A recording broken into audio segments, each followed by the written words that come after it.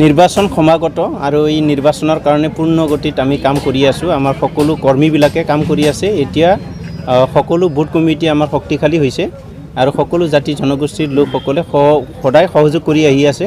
আৰু অহা নিৰ্বাচনত 7 তাৰিখৰ যিটো নিৰ্বাচন আমাৰ UPPL দলক সকলোৱে ভোট দিবৰ কাৰণে সাজু হৈ আছে। আমাৰ কৰ্মীবিলাকো ফিল্ডত লাগি আছে আৰু এইবাৰ খৈৰাবাৰী সমষ্টি কোনো দলে জিকিব নোৱাৰে। UPPL আমি জয়ী হ'মেই। হয়, আপুনি মূলতে আমাৰ BTR অঞ্চলত বসবাস কৰা বড়োৰ লগত অন্য জনগোষ্ঠীৰ লোকসকল আছে। ইয়াতে সকলোৱে একেলগে আমি বসবাস কৰি আছোঁ, ভৱিষ্যতলৈও থাকিব লাগিব। এই জাতি জনগোষ্ঠীবিলাকৰ বিভিন্ন সময়ত বিভিন্ন ধৰণৰ সমস্যাবিলাক সন্মুখীন হৈ আছে আৰু এই ইস্যুবিলাকক সমাধান কৰাৰ উদ্দেশ্যেই আজি চৰকাৰে যিটো এটা সিদ্ধান্ত ল'ব লাগে বা চৰকাৰে যিবোৰ সমস্যা সমাধান কৰিব লাগে, এই ক্ষেত্ৰত বিগত 17 বছৰে হাগ্ৰামা মহিলাৰী চৰকাৰখনে বিফল হৈছে আৰু এতিয়া এই সমস্যাবিলাক দূৰ কৰিব লাগিব। এতিয়া নিখিল বড়ো ছাত্ৰ সন্থা আৰু NDFBৰ 4টা গোটৰ লগত কেন্দ্ৰীয় চৰকাৰ ৰাজ্য চৰকাৰ চুক্তি সম্পাদন কৰিছে। এই চুক্তি আমি বাস্তৱায়িত কৰিব লাগিব, বাস্তৱত ৰূপায়ণ কৰিব লাগিব। প্ৰতিটো চুক্তিৰ দফাসমূহ ৰূপায়ণ হ'ব লাগিব, এইটো এটা লক্ষ্য। বিভিন্ন জাতি জনগোষ্ঠীক অধিকাৰ দিয়াৰ কথা আজি চুক্তিখনত আছে। এইটো সকলোকে দিয়াৰ কাৰণে আমাৰ এটা লক্ষ্য আছে। সকলো জাতি জনগোষ্ঠীৰ লোকসকলে যাতে ইয়াত বসবাস কৰি পেলাই শান্তিকৈ জীয়াই থাকিব পাৰে, সুখেৰে জীয়াই থাকিব পাৰে আৰু তেওঁলোকেও অনুভৱ কৰিব পাৰে যাতে যে ইয়াত বসবাস কৰাটো আমাৰ কাৰণে ভাল হৈছে, আমি উন্নয়নৰ মুখ দেখিবলৈ পাইছোঁ, এনেকুৱা অনুভৱ যাতে হয়, এইটো আমাৰ প্ৰধান লক্ষ্য। ভূমি অধিকাৰৰ কথা লৈ কিছুমান প্ৰশ্ন হৈ আছে। ভূমি অধিকাৰ যিটো আছে সেইটো সমস্যা সমাধান কৰিবৰ কাৰণে UPPL দলে পলিচি লৈ আহি আছে আৰু বিভিন্ন যি চাকৰি বাকৰিৰ কথা আছে এইবিলাক ইস্যু এড্ৰেছ কৰিবৰ কাৰণে বা সমাধান কৰিবৰ কাৰণে এতিয়া UPPL দল সংকল্প আৰু পলিচি লৈ পেলাই ওলাই আহিছে। গতিকে এইটোৱেই আমাৰ প্ৰধান লক্ষ্য আৰু ইয়াত দুৰ্নীতি হৈছে, ভ্ৰষ্টাচাৰ হৈছে, অপশাসন হৈছে, এইটো শেষ কৰিব লাগিব। তেতিয়াহে আমাৰ নিবনুৱা সমস্যা সমাধান হ'ব। মেৰিট বেচিছত মানুহবিলাকে চাকৰি পাবলৈ সক্ষম হ'ব, সংস্থাপন পাবলৈ সুবিধা পাব আৰু সেইকাৰণে এতিয়া সকলোৱে UPPL দলক সকলোৱে আঁকোৱালি লৈছে। একো নাই ইয়াতে, আমি সকলোতকৈ আগত আমি আছোঁ। আমি এতিয়া আমাৰ সমীক্ষা মতে 28,000 ভোট আমি পাই আছোঁ আৰু সকলো জাতি জনগোষ্ঠীৰ সঁহাৰি আমি লাভ কৰিছোঁ। কেৱল বড়ো জনগোষ্ঠী নহয়, বিভিন্ন জাতি জনগোষ্ঠী ভাষা ভাষী লোকসকলৰ আমি সঁহাৰি পাই আছোঁ, সমৰ্থন পাই আছোঁ আৰু তেখেতসকলৰ সঁহাৰি আৰু সমৰ্থনেই BPF দল যে ইয়াতে নিশ্চিহ্ন হৈ গৈছে এইটো বুজাই আছে। ইয়াত কোনো দলৰ অস্তিত্ব নাই। BPF দল এটা সময়ত আছিল, কিন্তু BPF দল 15 বছৰীয়া শাসনকালত তেওঁলোকৰ বিভিন্ন দুৰ্নীতি ভ্ৰষ্টাচাৰ দেখি পেলাই আৰু ৰাইজে যিহেতু ঠগ প্ৰবঞ্চনা প্ৰতাৰিত হৈছে, সেইকাৰণে আজি ৰাইজে BPF দলক মানে ইয়াত ৰিজেক্ট কৰিব বিচাৰিছে। আমাৰ UPPL দলক তেওঁলোকে আদৰিব বিচাৰিছে আৰু UPPL দলে প্ৰথম শাৰীত আছে আৰু বাকী দলবিলাকে কিন্তু বহু পিছত আছে। 28,000 ভোট আমি যদি পাওঁ, বিৰোধীৰ কাৰণে ভোট আছে আমাৰ এইটো সমষ্টিত 56,000ৰ পৰা যদি পল হয় 47,000 পল হ'ব। তাৰে ভিতৰত 28,000 যদি আমাৰ লগত আছে, বিৰোধীৰ কাৰণে হয়তো 18,000 19,000 ভোট বাচিব। বিৰোধী বুলি কওঁতে BPF আছে, BJP আছে, GSP আছে, গণ সুৰক্ষা পাৰ্টি আছে, এই আমাৰ নিৰ্দলীয় পাৰ্টি আছে আৰু ইফালে মানে VPI আছে। সেইকেইটাৰ মাজত 18,000 ভোটটো মানে ভাগ কৰিব লাগিব আৰু বাকী আমাৰ 28,000 আছে। গতিকে ইয়াত কোনোৱে প্ৰত্যাহ্বান নহয়, কোনোৱে চেলেঞ্জ নহয় আৰু কাকোকে আমি ইয়াতে এতিয়ালৈকে আমাৰ কাৰণে কোনোবা ডাঙৰ শক্তি আছে বুলি আমি ধৰি লোৱা নাই। হয়, তেওঁলোকে এটা ৰাষ্ট্ৰীয় দল হিচাপে তেওঁলোকেও নিৰ্বাচন খেলিব, এইটো অধিকাৰ সকলোৰে আছে।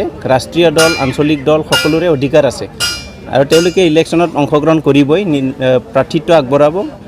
কিন্তু কাউন্সিল ইলেকশ্যনত কাউন্সিল গঠন কৰিব লাগিলে ইয়াতে দুটাই দল আছে। BPF এটা, BPFৰ দিন উকলি গৈছে আৰু UPPL নতুনকৈ উত্থান হৈছে। UPPLক সকলোৱে আঁকোৱালি লৈছে। UPPL দলেহে ইয়াত চৰকাৰ গঠন কৰিব পাৰিব আৰু UPPLৰ বাদে বাকী দলবিলাকক কোনো ৰাইজে ভোট দিবলৈ ইচ্ছা প্ৰকাশ কৰা নাই। কেৱল এটাই বিকল্প, BPFৰ বিকল্প হৈছে UPPL দল আৰু UPPL দলত থাকিলেহে অধিকাৰবিলাক পাব, সকলোৱে আশা কৰি আছে। ইয়াত জনগোষ্ঠীবিলাকে অধিকাৰ পাবলৈ গৈ আছে, ইয়াত সকলো স্তৰৰ ৰাইজে মানে অধিকাৰ পাবলৈ গৈ আছে। দুখীয়া দৰিদ্ৰ লোকসকলে অধিকাৰ পাবলৈ গৈ আছে। নিবনুৱা সমস্যা সমাধানৰ কাৰণে যিটো পদক্ষেপ লোৱা হৈছে, আমাৰ যিসকল শিক্ষিত যুৱক যুৱতীবিলাক আছে এই দলটোক মানে সমৰ্থন দিছে। গতিকে এই দলটোৱে চৰকাৰ বনাব আৰু বেলেগ দলে ইয়াত কোনো চৰকাৰ বনাব নোৱাৰে। BJP কেণ্ডিডেট দিব পাৰে, BPF দিব পাৰে, GSP দিব পাৰে, কোনোবা নিৰ্দলীয় আহিব পাৰে, কাৰোৰে ইয়াতে গুৰুত্ব নাই। কেৱল মাত্ৰ UPPL আৰু UPPL জিকিব আৰু UPPL চৰকাৰ বনাব। গোষ্ঠীবিলাকক অধিকাৰ দিবই লাগিব ইয়াত সকলো জাতি জনগোষ্ঠীৰ যিবোৰ জাতীয় সমস্যা আছে এইবিলাক সমাধান কৰাৰ কাৰণে আমি পদক্ষেপ ল'ব লাগিব ইয়াত দুখীয়া দৰিদ্ৰ লোকসকলক সহায় কৰিব লাগিব তেওঁলোকে যাতে মানে নিজৰ ভৰিত নিজে থিয় দি পেলাই নিজৰ ঘৰখন চলাব পাৰে তেনেকৈ ব্যৱস্থা কৰি দিব লাগিব চৰকাৰী চাকৰি যিমানখিনি মানুহে পাব তাতকৈ অধিক মানুহ হয়তো চৰকাৰী চাকৰি নাপাব তেওঁলোকৰ কাৰণেও সংস্থাপনৰ ব্যৱস্থা আমি কৰিব লাগিব ইয়াত ইণ্ডাষ্ট্ৰি স্থাপন কৰাৰ কথা আমি চিন্তা কৰিব লাগিব ইয়াত ফেক্টৰী স্থাপন কৰিব লাগিব ইয়াতে জব মানে কিছুমান অৰিয়েণ্টেড মানে কামবিলাক আমি আনিব লাগিব আৰু ফাৰ্মিং কৰি পেলাই মানুহবিলাকক এংগেজ কৰিব মানে আমি অৰ্থ উপাৰ্জনৰ ব্যৱস্থাটো কৰি দিব লাগিব এইটোৱে আমাৰ মূল উদ্দেশ্য দলে চৰকাৰ গঠন কৰিব নিৰংকুশ সংখ্যাগৰিষ্ঠতা লৈ পেলাই চৰকাৰ বনাব 28ৰ পৰা 30টা সমষ্টি এতিয়ালৈকে চিউৰ হৈ আছে আৰু ইয়াৰ সংখ্যা বিজয়ৰ সংখ্যা সিটৰ সংখ্যা হয়তো আসনৰ সংখ্যাটো বাঢ়িব পাৰে 35লৈ যাব পাৰে কিন্তু 30লৈকে এতিয়ালৈকে 28ৰ পৰা 30লৈকে চিউৰ হৈ আছে আমি চৰকাৰ বনামে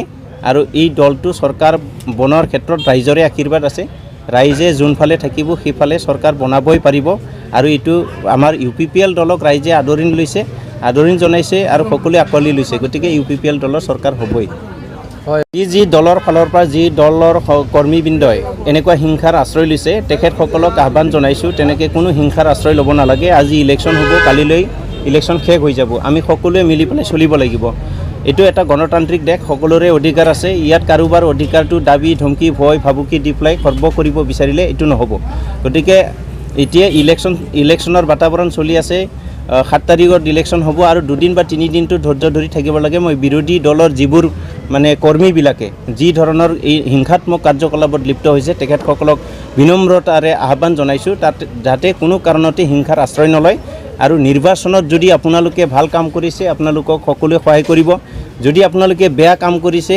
আপোনালোকক মানে উত্তৰটো তেনেকৈ আপোনালোকে পাবলৈ সক্ষম হ'ব গতিকে আপোনালোকে তেনেকৈ হিংসাৰ আশ্ৰয় ল'ব নালাগে কাকো ইলেকশ্যনৰ নামত যাতে কাকো তেনেকৈ আক্ৰমণ কৰা নহয় কাৰো ওপৰত যাতে হাত নাদাঙে কাৰো ওপৰত যাতে বেয়া ব্যৱহাৰ নকৰে এই কথাটো মই এজন কেণ্ডিডেট হিচাপে আৰু কেন্দ্ৰীয় UPPLৰ অন্যতম সম্পাদক হিচাপে মই আহ্বান জনাইছোঁ 7 তাৰিখত অনুষ্ঠিত হ'ব লগা যিটো BTR কাউন্সিলৰ নিৰ্বাচন সেই কাউন্সিলৰ নিৰ্বাচনত সকলো BTRবাসী ৰাইজক মই এটাই আহ্বান জনাইছোঁ পৰিৱৰ্তনৰ স্বাৰ্থত আপোনালোকে সকলোৱে নিজ ভোট কেন্দ্ৰত গৈ পেলাই যাতে ভোটদান কৰে আৰু ট্ৰেক্টৰৰ ছবিত যাতে ভোটটো দি পেলাই UPPLৰ চৰকাৰ আনে UPPLৰ চৰকাৰ যদি হয় আপোনালোকৰ জনসাধাৰণৰ দুখীয়া দৰিদ্ৰ লোকসকলৰ চৰকাৰ হ'ব আৰু সেই চৰকাৰটো যেতিয়া আহিব আপোনালোকে সকলোৱে সা সুবিধা পাব আমাৰ BTRত এতিয়া নতুন এটা চুক্তি হৈছে এই চুক্তিটো ৰূপায়ণ কৰিব লাগিব আৰু দুৰ্নীতি ভ্ৰষ্টাচাৰ অপশাসন BPFৰ 17 বছৰীয়া যিটো শাসনকাল এইটো আমি অৱসান ঘটাব বিচাৰিছোঁ এটা নতুন যুগৰ সূচনা কৰিব বিচাৰিছোঁ